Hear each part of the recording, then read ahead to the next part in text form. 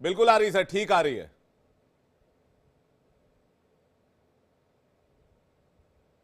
जी। अच्छा विवेक जी, आपने ये कहा कि हमने उसे भाई कहा तालिबान को, और आपने साथ में ये भी कहा कि हमने उन्हें भाईचारे की बात की, मोहब्बत की बात की। तो विवेक जी, हम तो आपको भी मोहब्बत की बात करते हैं, हम तो आपसे भी भाईचारे की बात करते हैं, हम तो आपसे भी पीसफुल मुज़ाकरात चाहते हैं। लेकिन आपके यहाँ जो एक आइडियोलॉजी है, जिसको आरएसएस की नाजीज आइडियोलॉजी कहते हैं, वो आड़े आ जाती है और हमारे इस मुज़ाकराती अमल को सबुटाज कर देती है। जहां तक तालिबान की बात रही, तो मैं आज फिर दोहरा देता हूं कि तालिबान के साथ हमारे सरहदें भी जुड़ी हुई हैं, तो वो एक हमारी उनके साथ अटैचमेंट हुई। दूसरी हमारी इस्लामिक आइडियोलॉजी है, एक ही आइडियोलॉजी है, वो भी हमारी उसके साथ जुड़ी हुई है। तीसरी हमारी लैंग्वेज की है, वो भी उनके साथ हमारी आइडियोलॉजी जुड़ी हुई है। हाँ, ये मुझे पता है, जो आप लोगों की तकलीफ वो ये है कि अब्दुल्ला अब्दुल्ला और हामिद करजई के जाने के बाद और नादरन अलायंस के खात्मे के बाद आप यतीम हो चुके हैं इस वक्त। तो आप चाहते हैं किसी ना किसी तरीके से, आपको शेल्टर की जरूरत है, किसी ना किसी तरीके से आप चाहते हैं कि दोबारा से जो है वहां पर आप अफगानिस्तान के अंदर अपने पंजे गाड़ें, और आप पाकिस्तान जैसे हमने 9/11 के बाद जो है भुगता है, यानी $120 बिलियन का हमने नुकसान उठाया है, और उसमें अब तक जो हमारे 80,000 लोगों ने जानों का नजराना पेश किया है, उसमें ज्यादा तादाद में जो लोग मारे गए हैं, वो आप लोग उसमें मुलविस पाए गए हैं, जिसका हमने बाकायदा तौर पर डोजियर, एक नहीं हमने 2 डोजियर जो है वो अक़वाम मुत्तहिदा के सेक्रेटरी जनरल एंटोनियो गुतरेस को जमा करवाए हैं। एक हमारे मुनीर अकरम साहब ने जमा करवाए हैं, एक मलिहा लोधी साहिबा ने जो है, जो हमारे परमानेंट बुखारी रिप्रेजेंटेटिव साहब, हैं लेकिन आपके यूएन में। झूठे परिंदे को मानता कौन है? आपके डोजियर को कोई नहीं मानता, आपके डोजियर पे कोई बिलीव नहीं करता। इवन आपके मुल्क वो में तो लोग कम आप बिलीव करते हैं, क्योंकि आप लोग कहते कुछ है और करते कुछ है। तालिबान के साथ भी आपने यही किया, आपने उनको भाई भाई बोला और ऊपर से स्ट्राइक करवा दी। इधर से बोला भाई आओ भाई आओ, आप मेरे भाई हो, come on we are brothers. उसके बाद ऊपर से प्लेन भेज दिया, देखिए, ये गया प्लेन और एक वहां बात पर की मैं अफगानियों वजाहत को मार करता के चलूं, वापस आ एक गया। बात अरे किस तरह का भाईचारा है? मैं एक बात ये कौन सा इस्लामिक मैं भाईचारा आपसे है? आप नीचे भाई भाई कहते हो, मैं ऊपर से ठुक बता देते हो, जाके आप फाइटर जेट घुसा देते हो, बॉम्बिंग करवा देते हो, एयर स्ट्राइक करवा देते हो। तो तालिबान तो मारेगा ही ना सर आपको। वो कौन सा चुप बैठ जाएंगे? उनका काम ही यही है दिन रात। बुखारी साहब को मुझे लगता है फिर से नेटवर्क नहीं मिल पा रहा है। मैं इसलिए कहता हूं पाकिस्तान में थोड़ा डेवलपमेंट करवाई, खैबर पख्तूनख्वा में 5G नेटवर्क होता तो शायद बातचीत हो जाती। तो थोड़ा सा नेटवर्क मजबूत करवाई, फाइबर ऑप्टिकल बिछवाइए और इंटरनेट अच्छा हो जाएगा इससे। मैं कर्नल शैलेंद्र के पास जा रहा हूं, उसके बाद आरजू काजमी भी हमारे साथ जुड़ गई हैं। कर्नल, क्या तालिबान के साथ जंग ही आखिरी रास्ता है? क्योंकि यह बात धीरे धीरे क्लियर होने लगी है। जय हिंद, नमस्कार। मैं अपने पाकिस्तान पैनलिस्ट से रिक्वेस्ट करूंगा, और मैं शायद एग्री भी करूंगा, कि हम एक कंस्ट्रक्टिव डिस्कशन करें। ये ब्लेम गेम से फायदा नहीं होने वाला, अपने आप को डिफेंड करने से कोई फायदा नहीं होने वाला। रियलिटीज को फेस करें आंख खोलकर, और अगर जैसा वो बता रहे हैं कि मिलकर कुछ कर सकते हैं, तो वो जरूर करें। मैं दोनों पैनलिस्ट को कोट करूंगा। बुखारी साहब का कहना है आरएसएस आइडियोलॉजी, वो तो आपके और मेरे में भी डिफरेंस है। तालिबान बीच में कैसे आ गया? आपके और तालिबान के रिलेशन आरएसएस आइडियोलॉजी इंडिया की, उसकी वजह से अफेक्ट होते हैं। मेरे ख्याल, आंख खोलिए कृपया कर इस सच्चाई को फेस करिए। It has got nothing to do with RSS ideology. उनका कहना है फिश खा रहे हैं, जरूर खाइए जनाब, फिश आपकी अपनी मर्जी है। आपकी जो इकोनॉमी है, जिस तरीके की डेवलपमेंट पर आप हैं, फिश अगर आप खा पा रहे हैं, बड़ी अच्छी बात है। आपने कहा इंडिया यतीम हो गया नॉर्टर्न अलायंस की वजह से। Oh my God! अरे बुखारी साहब, कुछ कंस्ट्रक्टिव बात करिए। इंडिया क्यों यतीम हो जाएगा? इंडिया तो इस तरह के ऑर्गेनाइजेशन दसियों पाल देगा आज की तारीख में, जिस तरह की हमारी इकोनॉमी है। आपने कहा डोजियर दिया है, डोजियर तो हमने, आप दूसरी कंट्रीज को और यूएन को आप देते हैं। हमने तो आपके टेररिज्म का प्रूफ आप ही के लोगों को दिया था। आपके लोग आए थे पठानकोट, जिनको हमने दिखाया था। बता दीजिए अगर आप टेररिज्म के इतना खिलाफ है। जहां तक बात है कि टीटीपी और आप लोग का कहना है कि हम लड़ाई नहीं लड़ रहे, सब कुछ ठीक है। जनाब, अगर यही सब कुछ ठीक है, तो मुझे नहीं लगता कि you are being a patriotic Pakistani. बनिए, अपने देश के लिए अच्छा सोचिए। जो चैलेंजेस हैं उन्हें फेस करिए। अरे कौन कहता है you are not on war with Afghanistan? Who says that? अगर जब आपके बीच में वॉर ही नहीं है तो आपकी पोस्ट को वो कैप्चर क्यों कर रहे हैं? आप एयर स्ट्राइक क्यों कर रहे हैं? जनाब, अच्छी बात करिए, अच्छा इवैल्यूएशन करिए, एक मिलकर सॉल्यूशन निकालिए। बिल्कुल। आपने एक और अच्छी बात कर दी थी कहीं कि तालिबान इंडिया के साथ मिला हुआ है और इंडिया उसको फंडिंग करता है। ओ माय गॉड सर, अगर एक सेकंड को आपके हिसाब से चल लूं कि हम फंडिंग करते हैं, we are also like USA के कहीं पर भी फंड डाल सकते हैं। एक्चुअली प्रॉब्लम यह है, Pakistan has to realise India की फंडिंग के वजह से ना तो अफगानिस्तान आपका दोस्त था और ना ही आपका दुश्मन बना बैठा है। अफगानिस्तान के पास हिस्टोरिक रीजंस हैं आपके साथ डिफरेंसेस के, बॉर्डर से रिलेटेड डिफरेंसेस हैं जो वो आपका नहीं मानते डूरंड लाइन को। आप जिस तरीके से तालिबान के खिलाफ यूएस के साथ खड़े थे, वो आपका एक बहुत बड़ा चैलेंज है, क्योंकि उन्हें याद है, आप भूल रहे हैं। आप जिस तरीके से वहां गवर्नमेंट बनते समय इंटरफेयर कर रहे थे, आपके आईएसआई चीफ ओपनली कर रहे थे, आपके यहाँ पर आप क्रेडिट ले रहे थे कि हाँ जी देखिए हमने ये भी करा दिया। Don't be a opportunist. मुझे लगता है आपको रियलिटी फेस करनी चाहिए कि यस प्रॉब्लम है, हम लड़ाई नहीं लड़ पाएंगे अगर लड़ाई का ऑप्शन भी लिया जाए। अपने आप में it is not at all ever good कि कोई कंट्री लड़ाई लड़ पाए। आप यूएस देख लीजिए, इजराइल देख लीजिए, यूक्रेन रशिया देख लीजिए, नोबडी कैन अफोर्ड अ लड़ाई।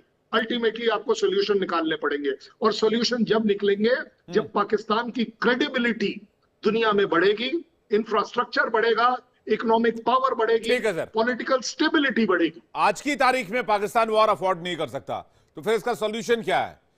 लेकिन तालिबान जंग चाहता है, तालिबान डूरंड लाइन को भी नहीं मानता है। आरजू काज़मी के पास जा रहा हूं। आरजू काज़मी, दो सवाल हैं। पहला सवाल ये, क्या पाकिस्तान वॉर अफोर्ड कर पाएगा? क्योंकि तालिबान जंग चाहता है, वो डूरंड लाइन को नहीं मानता है, और वो बदला भी चाहता है जो स्ट्राइक पाकिस्तान ने लगातार की उनके ऊपर। देखिए, बिल्कुल मेरा ख्याल है कि पाकिस्तान तो क्या कोई भी जंग अफोर्ड नहीं कर सकता दुनिया में, और होनी भी नहीं चाहिए। लेकिन जो कुछ हो रहा है इस वक्त पाक अफगान बॉर्डर पे, वहां पर यकीनन पाकिस्तानी फोर्सेस को या अटैक के जरिए या फिर जिस तरह से लड़ाई चल रही है उसी के जरिए ही रोका जाएगा और इन चीज़ों को आगे बढ़ाया जाएगा। क्योंकि ये टीटीपी के लोग जो हैं ये कोई बात सुनने को तैयार नहीं है। अब ना ही जो है वो उनकी गवर्नमेंट जो है, यानी कि तालिबान की गवर्नमेंट पाकिस्तान की बात सुनने को तैयार है। जाहिर है जो कुछ पहले हुआ, जो कि पाकिस्तान ने गलत किया कि अमेरिका से डॉलर पकड़ते रहे, और उसके बाद आपने देखा ही कि किस तरीके से अमेरिका को स्पेस दी गई और वो यहाँ से स्ट्राइक करता रहा। तो ये बात अब तालिबान को भी समझ आ गई है, टीटीपी को भी समझ आ गई है, लेकिन अनफॉर्चुनेटली हमारे ही लोगों को समझ नहीं आ रही कि हमसे जो गलती हुई है हम अब उसको ठीक कैसे करें। ये नहीं करना चाहिए था, लेकिन हमने किया और हमने डॉलर पकड़े। ये बात कोई मैं नहीं कह रही है, जनरल परवेज मुशर्रफ और इतने ही लोग, बेशुमार लोग जो कि मुझसे कहीं सीनियर हैं, बात कर चुके हैं और सभी जानते हैं। अब उसके बाद ये कहना कि नहीं जी हमारे तो उनसे बॉर्डर मिलती है, हमारा तो उनसे रिलीजन मिलता है, हमारी तो उनसे जबान मिलती है, तो फिर वो इतनी मार क्यों लगा रहे हैं? वो आखिर इन सब बातों को क्यों रिस्पेक्ट नहीं कर रहे? जाहिर है उनके साथ गलत हुआ है, पाकिस्तान ने किया है, और पाकिस्तान ने डॉलर पकड़ के ये जिस तरीके से साथ दिया अमेरिका का, वो नहीं करना चाहिए था। हमने अपने लोगों की जानें भी बताते हैं कि 80,000 लोग जो हैं हमारे वो शहीद हुए इस वॉर ऑफ टेरर में। तो भाई हमने खुद ही तो ये सब कुछ गढ़ा था, ये सब कुछ चीजें हमारी ही तो बनाई हुई थी, तो हमारे ही लोग मारे जाएंगे ना, हमारे ही लोगों की जानें जाएंगी। कोई साउथ अफ्रीका में जाके थोड़ी किसी की जान चली जाएगी। लेकिन अनफॉर्चुनेटली हमें कोई प्रॉपर पॉलिसी बनाने की जरूरत है ताकि इस जंग को या इस लड़ाई को, जंग तो मैं नहीं कहूंगी इसको, और ना ही जंग आगे होती हुई दिखाई दे रही है।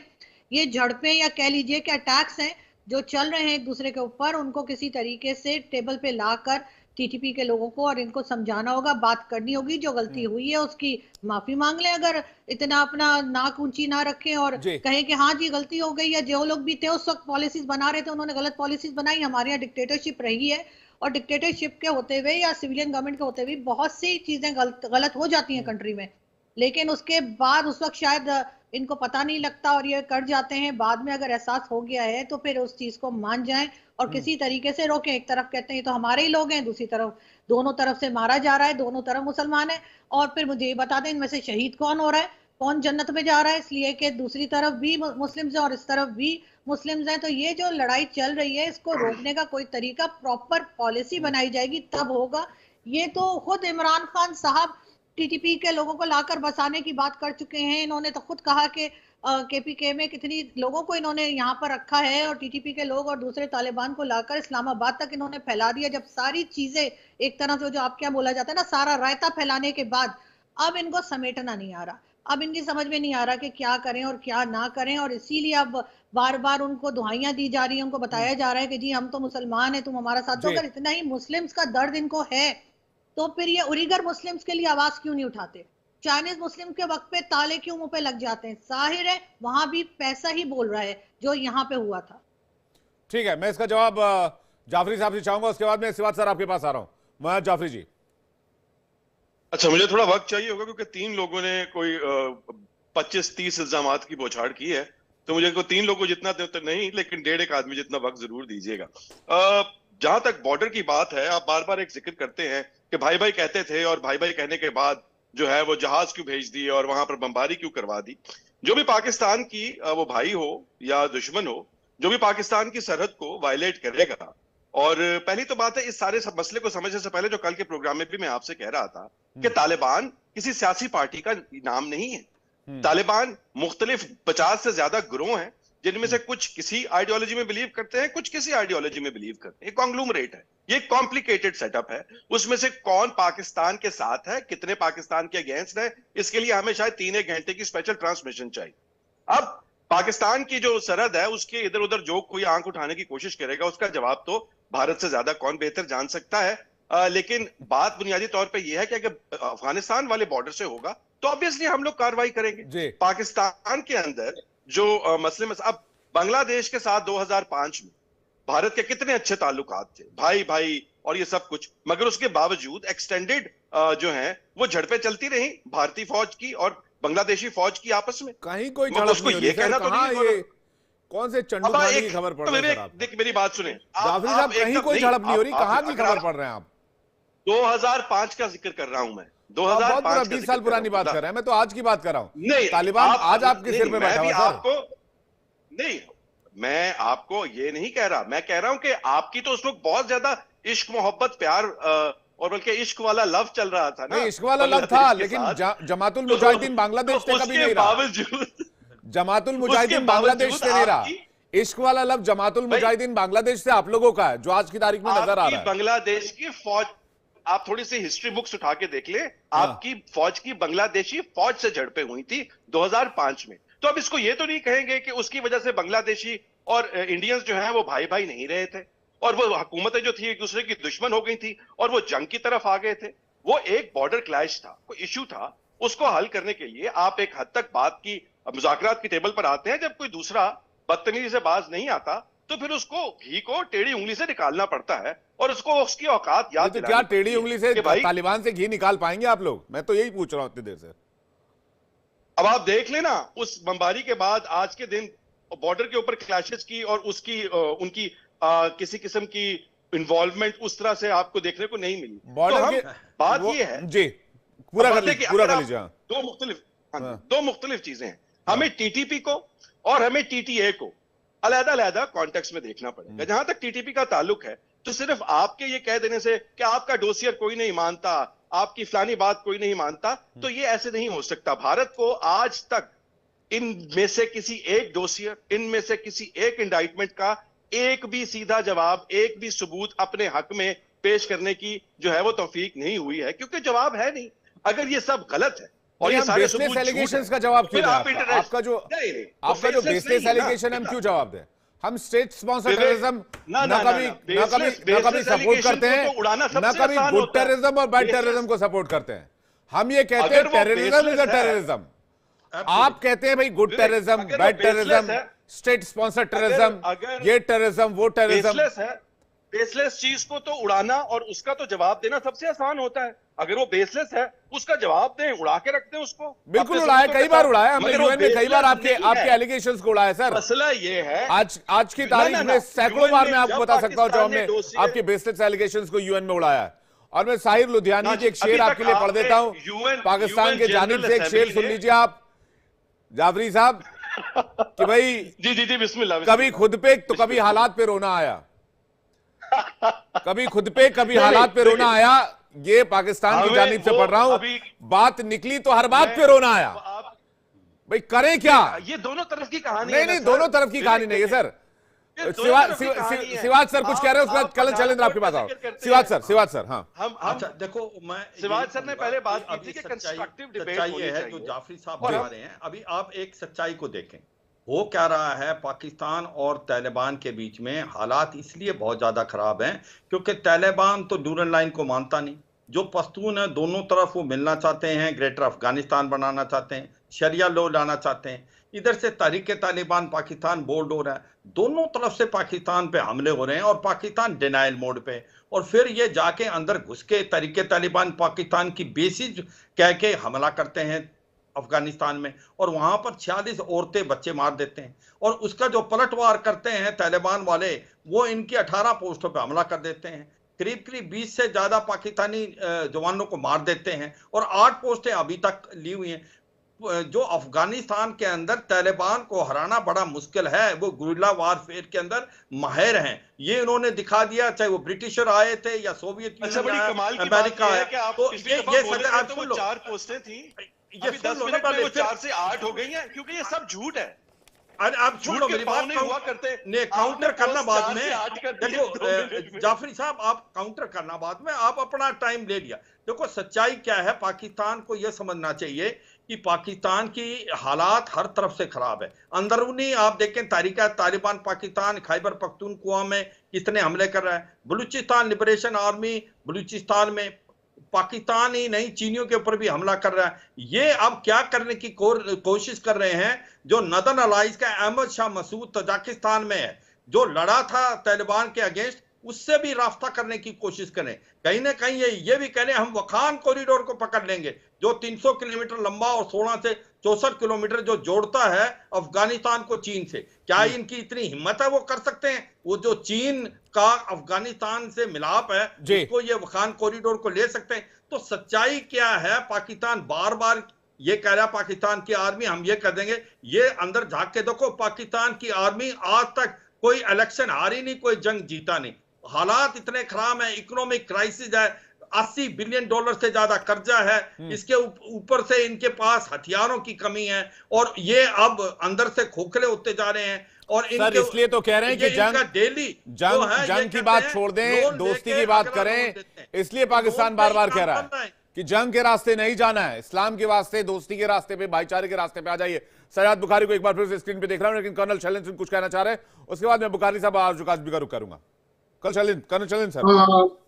विवेक, मेरा सिर्फ जाफरी साहब और हमारे दूसरे बुखारी साहब से दरखास्त ये है, कृपया कर आपकी पाकिस्तान की अपनी बेटी, जो कि इंसानियत की बेटी ज्यादा है, आरजू की बात पर थोड़ा सा ध्यान दीजिए, रियलिटी फेस करिए। मैं सिर्फ ये कहना चाहूंगा। आप बोल रहे हैं, आपने क्या बोला, झड़प हुई। अच्छा नहीं लगता कि इतना बड़ा पत्रकार एक इस तरह की झूठ बोले। वो झड़प नहीं थी सर, कोई फायरिंग नहीं हुई थी, कोई एयर स्ट्राइक नहीं हुई थी, कोई टैंक नहीं आए थे।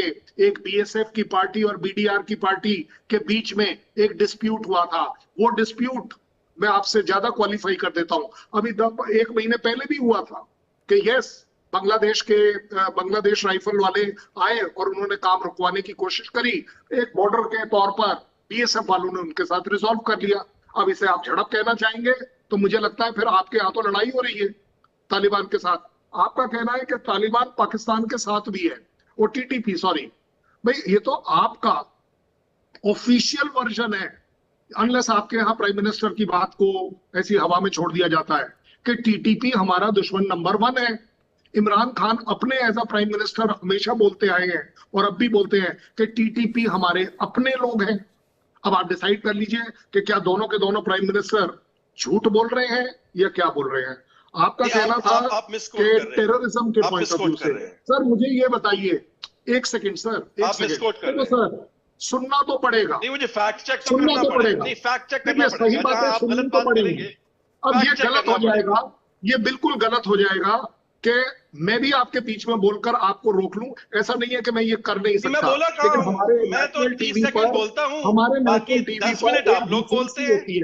अब वो डिसेंसी मैं आपको सिखा नहीं हो पाऊंगा रही है, क्योंकि वो कल्चरल पार्ट है।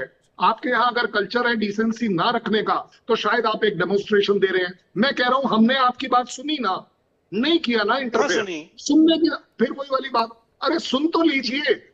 आपने देखिए- टेररिज्म की बात करी, आप ही के परवेज मुशर्रफ ने एक पॉइंट ब्लैंक स्टेटमेंट दिए कि किस किस टेररिस्ट, टॉप टेररिस्ट के साथ उनके पर्सनल ताल्लुकात है, उन्होंने ये बोला है ऑफिशियली। और मुझे बता दीजिए ऐसा कौन सा टेररिस्ट का नाम है जो आपके यहां से पैदा नहीं हुआ है और वो वर्ल्ड ने रिकॉग्नाइज किया है। सारे के सारे बैंड टेररिस्ट एग्जिस्ट कहां करते हैं, मुझसे मत बुलवाइए, अपने आप इवेलुएट कर लीजिए।